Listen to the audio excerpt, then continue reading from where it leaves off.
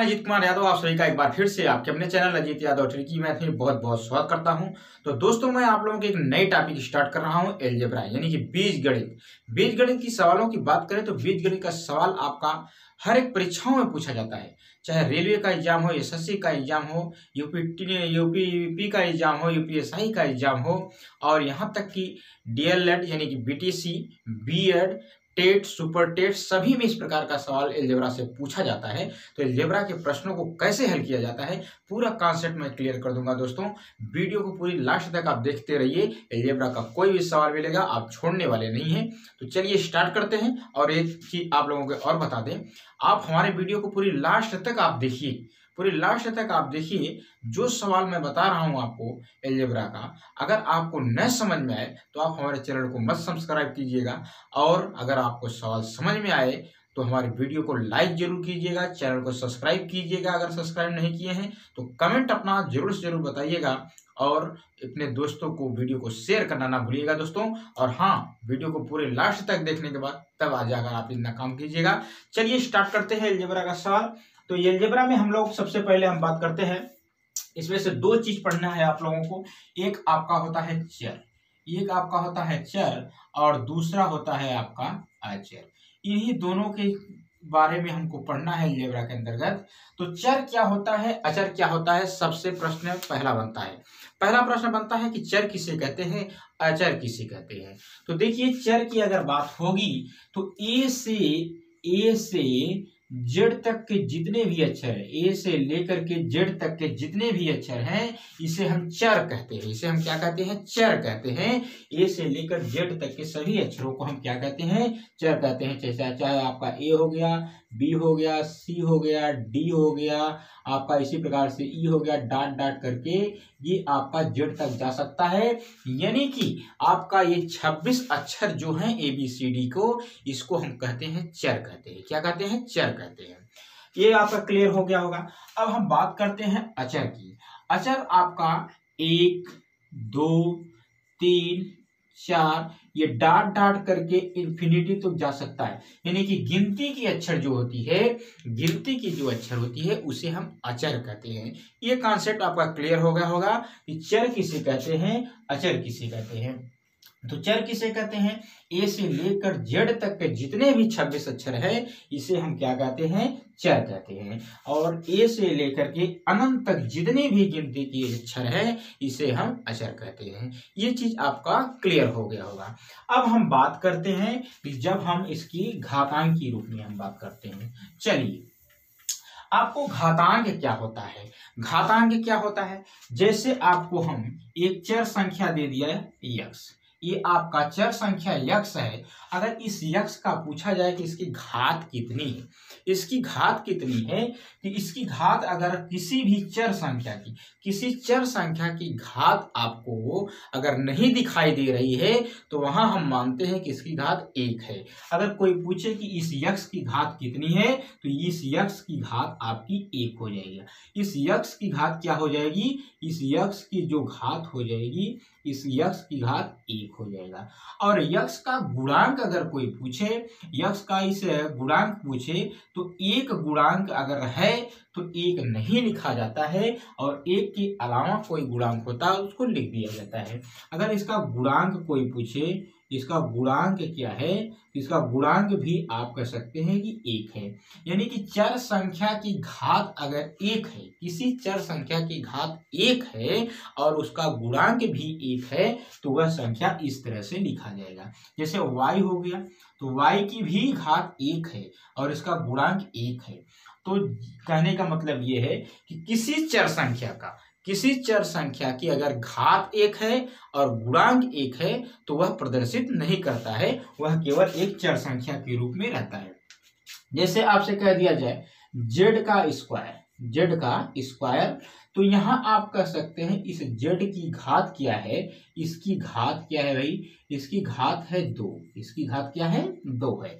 और गुणांक की बात किया जाए तो गुणांक यहाँ पर 1 रहेगा तो नहीं लिखा रहेगा, और गुणांक 1 से अलावा रहेगा तब यहाँ पर गुणांक लिख दिया जाएगा। जैसे यहाँ पर 2x पावर 3, 2x⁻3 यानी कि 2z घाते 3। तो यहाँ आप कह सकते हैं z की घात कितनी है, यहाँ पर z की घात यानी कि चर संख्या की घात आप कह सकते हैं कि 3 है। और गुणांक की अगर बात हो, ये गुणांक की बात हो तो गुणांक आप कह सकते हैं कि 2 है। ठीक, बात समझ में आ गई। कहने का मतलब कि किसी भी चर संख्या की घात अगर 1 है और उसका गुणांक 1 है तो उसको लिखा नहीं जाता है। अगर 1 से अलावा अधिक रहेगा, 1 के अलावा 1 से अधिक रहेगा तब उसको प्रदर्शित किया जाता है, लिख दिया जाता है। जैसे यहाँ हमने क्या लिखा था, 2y²। देखिए यहाँ पर y का घात 2 है और y का जो गुणांक है यह भी 2 है। तो आपको समझ में आ गया होगा कि गुणांक क्या होता है और घात क्या होती है। घात जो पावर में होता है उसे हम घात बोलते हैं और जो सामने लगा होता है उसे गुणांक बोलते हैं। ये बात आपको समझ में आ गई होगी कि घात क्या होता है और गुणांक क्या होता है। अब देखिए मैं एकदम बेसिक चीज से चल रहा हूँ, छोटी छोटी चीज बताते हुए आप लोगों को आगे चल रहा हूँ। अब हम घातांकीय रूप में अगर कोई चीज लिखा रहता है तब हम उसको विस्तारित रूप में कैसे बनाते हैं, और कोई चीज विस्तारित रूप में लिखा रहता है उसको घातांकीय रूप में कैसे बनाते हैं।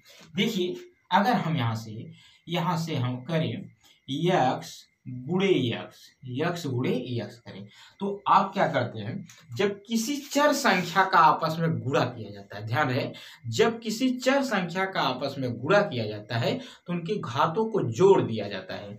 तो कहने का मतलब कि यक्स गुणे यक्स, इसकी घात हमने बताया था कि 1 है, इसकी घात यहाँ 1 है। तो घात जब गुणा किया जाता है चर संख्याओं का तो जोड़ दिया जाता है। तो इसकी घात क्या यक्स है तो यक्स का गुणा यक्स में होगा तो यक्स ही होगा। घात इसकी 1 और इसकी घात 1, ये हो जाएगा x²। क्या हो जाएगा, x²। ये जो संख्या हमें लिखा है यक्स गुणे यक्स, इसको बोलते हैं विस्तारित रूप, और जो इस तरह से मैंने लिखा है x², इसको बोलते हैं घातांकी रूप। ये आपका घातांकी रूप हो गया, ये आपका विस्तारित रूप हो गया। इसी तरह से अगर y गुणे y करें तो ये आपका विस्तारित रूप है। क्या है, इस चर संख्या का विस्तारित रूप है। तो इसका हम घातांकी रूप में अगर लिखते हैं तो 1 घात इसकी, 1 घात इसकी, 1 घात इसकी, इसकी घात 1, यानी 1 2 3 4। तो इसको हम लिख सकते हैं y घाते 4, इसको लिख सकते हैं y घाते 4। ये इसका विस्तारित रूप है, यह इसका घातांकी रूप है। तो आप इस तरह से कर सकते हैं। लेकिन अगर इस तरह से आपको मिल जाए, अगर आपको इस तरह से आप कर सकते हैं, अगर आपको यहाँ से मिल जाए 2y गुणे 3y गुणे y। अब देखिए भाई, अब यहाँ पर देख रहे हैं यक्स की घात यहाँ 1 है, यहाँ यक्स की घात, तो y की घात यहाँ 1 है, y घात 1 है, y घात 1 है। लेकिन y का गुणांक यहाँ 2 है, यहाँ y का गुणांक 3 है, यहाँ y का गुणांक 1 है। तो जो अचर संख्या है y के साथ लगी हुई उसका सब में आपस में मल्टीप्लाई कर देते हैं। तो 2 3 6 हो जाएगा, 6 का गुणा यहाँ 1 है तो करेंगे 6 में तो 6 ही मिलेगा। और y जो चर संख्या है y घात 1 y घात 1 y घात 1, यानी कि y घाते आपका क्या हो जाएगा, 3 हो जाएगा। तो इस तरह से इसको कर सकते हैं। अगर इसी चीज को हम इस तरह से कर दें, 2y² प्लस 3y² प्लस 6 यानी कि 5y ही कर दें, तो इसका क्या होगा। तो आप देख रहे हैं कि यहाँ y² का गुणांक 2 है, यहाँ y² का गुणांक 3 है, यहाँ y का गुणांक 5 है। तो जो चर संख्या है आपका 2 3 5, इन सभी का आपस में गुणा कर देते हैं। 2 3 6 हो जाएगा, 6 5 30 हो जाएगा। ये आपका आ जाएगा 30। y की घात 2 यहाँ, y की घात 2 यहाँ 4 हो जाएगा, y घात यहाँ 1 है तो यह हो जाएगा y⁻5 हो जाएगा। तो इस तरह से यह इसका विस्तारित रूप रहा, यह इसका घातांकी रूप रहा। तो इस तरह से हम जब मल्टीप्लाई करते हैं, ध्यान रहे, जब हम मल्टीप्लाई करते हैं, ये गुणा करते हैं किसका, चर संख्याओं का, तब उनकी घातों को आपस में क्या किया जाता है, जोड़ा जाता है। तो देखिए अगर इसी तरह से रहेगा तब ये एक दूसरे से जुड़ेंगे। अगर ये चीज रहे कि x गुणे y, तो ये आपका मल्टीप्लाई होगा, इसकी घात नहीं जुड़ जाएगी कि यक्स घाते 1 यहाँ है, वाई घाते 1 है, तो इसको जोड़ करके हम यक्स की घाते 2 कर दे, वाई की घात 2 कर दे, ऐसा नहीं होगा। ये गुणा होकर घात तभी जोड़ता है जब समान रहता है, यानी कि समान बिरादरी का रहता है, तभी ये इसका गुणा होकर के उसकी घात जुड़ती है। नहीं तो इसको हम डायरेक्ट ऐसे लिख सकते हैं, यक्स वाई आप इसको लिख सकते हैं। इसको हम क्या लिख सकते हैं, यक्स गुणे वाई गुणे जेड। तो इसका हम गुणा करते हैं तो ये आपका यक्स वाई जेड आप इस तरह से लिख सकते हैं। ये इस तरह से हो सकता है। क्यों आप कर रहे हैं, क्योंकि इसमें से कोई नहीं मिल रहा है। इस तरह से अगर रहे आपका यक्स गुणे वाई गुणे जेड गुणे आपका यक्स, तो आप क्या करेंगे, यक्स इधर है, यक्स इधर है, तो इसकी घात 1 है, इसकी घात 1 है, तो ये यक्स का स्क्वायर हो जाएगा, ये आपका y हो जाएगा, ये आपका z हो जाएगा। तो इस तरह से आप समझ गए होंगे कि कैसे हम चर संख्याओं का गुणा करते हैं, किस प्रकार से उनकी घात जुड़ती है। ध्यान रहे कि जब हम चर संख्याओं को आपस में गुणा करते हैं तो उनकी घातों को आपस में जोड़ दिया जाता है। इस चीज को आप समझ गए होंगे कि कैसे हम इस प्रकार की चीजों को गुणा करते हैं चर संख्याओं का। चलिए आप आगे बढ़ते हैं। आगे क्या है, आगे हम क्या करते हैं, जब हम चर संख्याओं को जोड़ते या घटाते हैं, अब जोड़ते या घटाने की बात हो रही है, जोड़ने या घटाने की बात हो रही है, तो आप क्या करते हैं, यहां से आप क्या करते हैं, अगर आपको दे दिया जाए 3x माइनस 2x, तो आप बड़े आसानी से घटा देते हैं। 3x में से 2x को घटा देते हैं, आपको मिल जाता है x, ठीक, यक्स मिल जाता है। लेकिन घटाते तब हैं जब जो अचर संख्या है, जो चर संख्या है उसकी घात जब समान रहेगी, जब घात समान रहेगी तभी वह एक दूसरे के साथ जुड़ते और घटते हैं।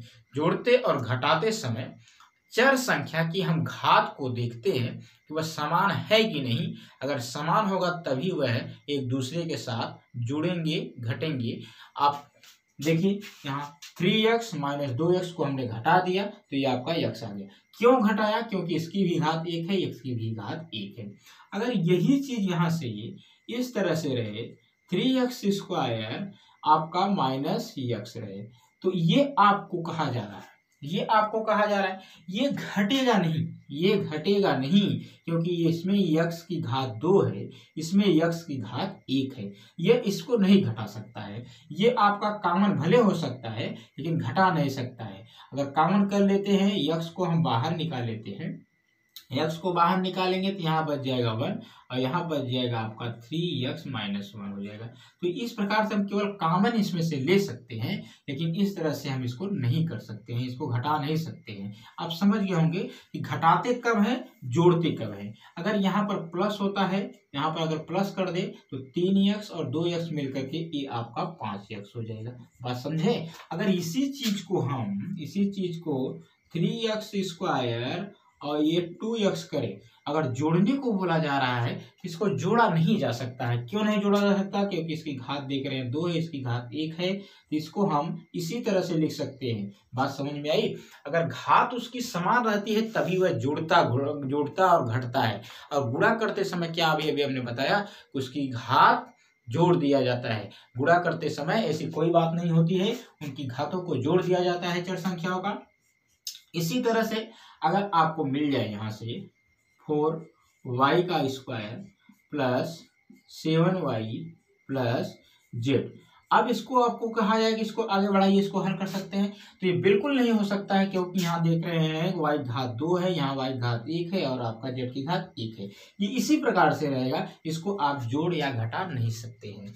तो इस प्रकार से आप समझ गए होंगे कि कैसे हम चर संख्याओं को जोड़ते हैं और घटाते हैं। गुणा करते समय चर संख्याओं की घात आपस में जुड़ जाती है, और जोड़ते और घटाते उसी के साथ है जब उनकी घात समान रहती है, तभी उनको हम जोड़ते घटाते हैं। अगर इस तरह से रहे आपका 3x square plus 7x square minus 2x square, तो इसको आप जोड़ घटा सकते हैं, इसको जोड़ घटा सकते हैं। क्यों, क्योंकि इसमें आप चर संख्या जो देख रहे हैं, x का स्क्वायर है, यहाँ x का स्क्वायर है, x का स्क्वायर यहाँ है, तो सभी की घात क्या है, सभी की घात समान है, तो इसको हम जोड़ घटा सकते हैं। आप जानते हैं, एक चीज जानिए कि माइनस और प्लस क्या होता है, आपस में ये घट जाता है। माइनस प्लस आपस में घट जाता है। जो संख्या बड़ी रहती है उसी के सामने का चिन्ह लग जाता है। कैसे लग जाता है?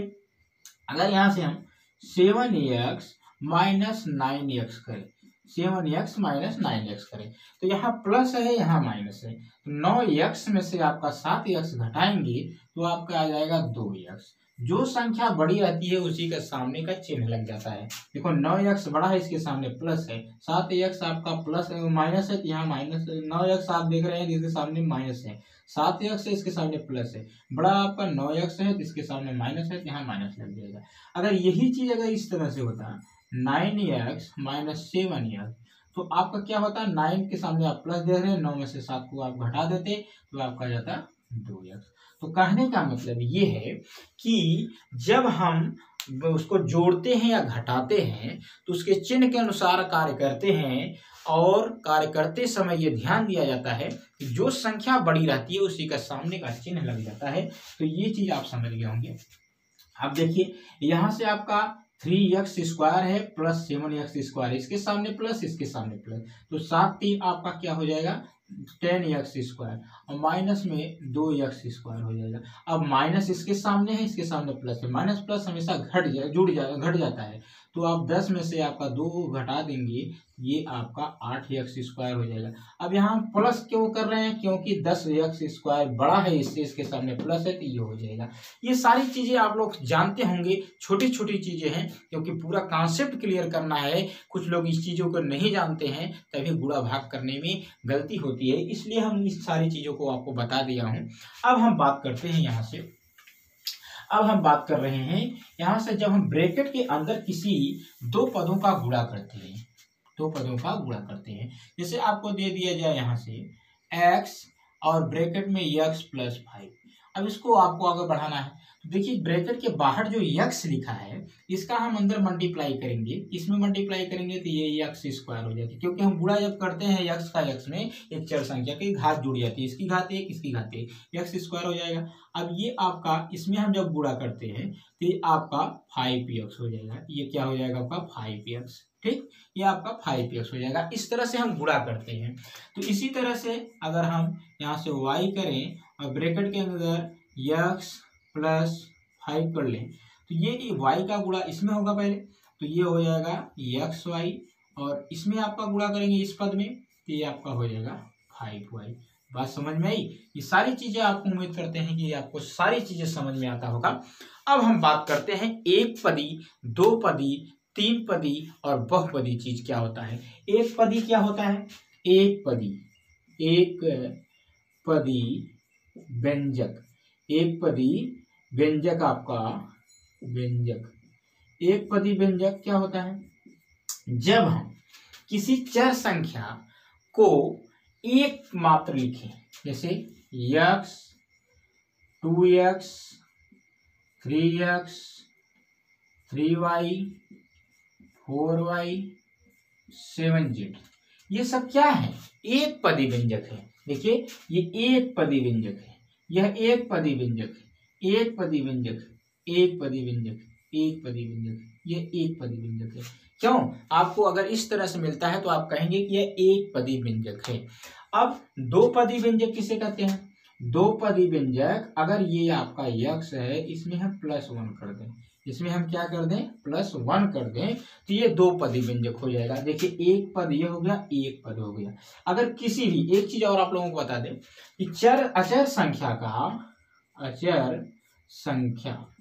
अचर संख्या की घात हमेशा शून्य होती है। जैसे आप यहाँ 1 लिखा है, इसकी घात अगर कोई पूछता है तो इसकी घात शून्य माना जाएगा।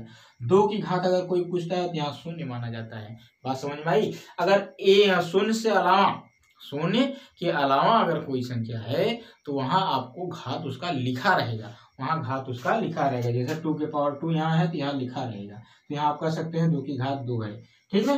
तो इस तरह से आप समझ गए होंगे कि एक पदी क्या होता है, दो पदी क्या हो गया, एक पदी आपका इस तरह से हो गया, दो पदी आपका इस तरह से हो गया। अगर तीन पदी की बात आए तो x² plus 4y plus 3 plus 1, अगर ये आपका तीन पदी, देखिए एक पद ये हो गया, एक पद ये हो गया, एक पद ये हो गया, ये तीन पदी हो गया। अगर आपको यहाँ से दे दिया जाए 2y का स्क्वायर प्लस 7y प्लस 9, तो इसको भी आप कह सकते हैं कि 3 पदी व्यंजक है, एक पद ये, एक पद ये, एक पद ये, यानी कि एक ऐसा समीकरण, एक ऐसा व्यंजक जिसमें एक पद होता है उसे एक पदी व्यंजक बोलते हैं। जैसे आपका एक पदी ये हो गया। एक ऐसा व्यंजक जिसमें 2 पद होता है उसे 2 पदी बोलते हैं। जैसे आपका ये हो गया। एक ऐसा व्यंजक जिसमें 3 पद हों, 1 2 3, उसे 3 पदी व्यंजक बोलते हैं। अब आपकी बात आती है एक अगला चीज, मोस्ट इंपॉर्टेंट चीज, बहुपद। बहुपद किसे कहते हैं? एक ऐसा व्यंजक जिसमें 2 पद हों या 2 पदों से अधिक पद हों उसे बहुपद बोलते हैं। जैसे आपका एक पदी है तो उसको बहुपद नहीं बोल सकते हैं, एक पदी है तो उसको बहुपद नहीं बोल सकते हैं। अगर एक पद से वह 2 पद में हो या 3 पद में हो, 4 पद में हो, तो उसे आप बहुपद बोल सकते हैं। कहने का मतलब ये है कि 2 या 2 से अधिक व्यंजकों से मिले हुए व्यंजकों को हम बहुपद कहते हैं। तो आप देख रहे हैं कि आपका बहुपद हो गया। तो इस तरह से बहुपद, एक पदी, 2 पदी, 3 पदी, ये सारी चीज आपका कॉन्सेप्ट क्लियर हो गया होगा कि किसको क्या कहा जाता है। ठीक, ये सारी चीजें आपकी बेसिक चीजें हैं, छोटी छोटी चीजें हैं, आप लोग जानते हैं। इसका कोई आपका सोल्यूशन इस प्रकार से आप लोगों को इसलिए बता रहा हूँ कि आपको दिक्कत परेशानी आपको न हो। देखिए, 2 व्यंजकों को कैसे गुणा किया जाता है। अब जैसे x प्लस 5 आपको मिल जाए और दूसरे ब्रैकेट में x माइनस 3 मिल जाए। अगर इन दोनों को आपस में गुणा करना हो, तो सबसे पहले हम x को लेते हैं, x का गुणा x में करते हैं तो x स्क्वायर हो जाएगा। यहाँ माइनस से माइनस लगा देते हैं, फिर x का गुणा 3 में करते हैं तो ये आपका 3x हो जाएगा। फिर ये 5 को लेंगे, यहाँ प्लस है तो प्लस लगा करके 5 का गुणा x में करेंगे तो 5x हो जाएगा। अब यहाँ माइनस से माइनस लगा दीजिए, 5 का गुणा 3 में करेंगे तो 5 3 15 हो जाएगा। अब देखिए x का स्क्वायर इसी प्रकार से -3x और प्लस 5x, ये क्या हो जाएगा आपका घट जाएगा। 5x में से -3x घटेगा, ये आपका आ जाएगा +2x और माइनस में हो जाएगा 15। ये देखिए द्विघात समीकरण बन गया। क्या बन गया? द्विघात समीकरण बन गया। x square plus 2x plus minus 15, ये आपका द्विघात समीकरण बन गया। और इसके दोनों मूल क्या है? ये है। तो इस प्रकार से इसका गुणा किया जाता है। तो माइनस प्लस का गुणा, एक चीज और आपको बता दें कि जब माइनस का गुणा माइनस के साथ होता है तो ये प्लस हो जाता है। माइनस का गुणा माइनस के साथ होता है तो प्लस हो जाता है, और माइनस का गुणा जब प्लस के साथ होता है तो माइनस हो जाता है, और प्लस का गुणा जब प्लस के साथ होता है तो प्लस ही रह जाता है। तो ये चीज आपको समझ में आनी चाहिए। और क्या चीज हमने ये लिखा है, ये मोस्ट इंपॉर्टेंट है। माइनस का गुणा माइनस के साथ प्लस, माइनस का गुणा प्लस के साथ तो माइनस, प्लस का गुणा प्लस के साथ तो प्लस होता है। ये चीज आप लोग को जानना बहुत जरूरी है। बीजगणित आपको सीखना है तो इस चीज को आपको थोड़ा सा दिमाग में बनाना है कि किसका गुणा करने पर क्या होता है। अब सीधा हम चलते हैं, कुछ फार्मूला आपको समझाते हैं, जो फार्मूला मोस्ट इंपॉर्टेंट है बीजगणित के दृष्टिकोण से। तो फार्मूला आप लोग देख सकते हैं, आप लोग पढ़ सकते हैं। पहला फार्मूला आपके लिए स्क्रीन पर है, मैं लिख रहा हूँ यहाँ से। पहला फार्मूला ए स्क्वायर माइनस बी स्क्वायर। ए स्क्वायर माइनस बी स्क्वायर का फार्मूला आपने पढ़ा होगा। ये आपका होता है ए प्लस बी एक ब्रैकेट में और दूसरे ब्रैकेट में ए माइनस बी, होता है कि नहीं? आपने पढ़ा होगा। इस चीज को आप इतना फार्मूले के अनुसार लिख सकते हैं, पहला फार्मूला। दूसरा फार्मूला ये आपका ए प्लस बी का होल स्क्वायर, इसको आप लिखते हैं ए का स्क्वायर बी का स्क्वायर प्लस 2ab। ये 2ab इधर ला सकते हैं, बी इधर ला सकते हैं, कोई बात नहीं है। या करके इसको यह भी लिखा जाता है, या करके a प्लस बी और दूसरे ब्रैकेट में भी a प्लस बी आप लिख सकते हैं।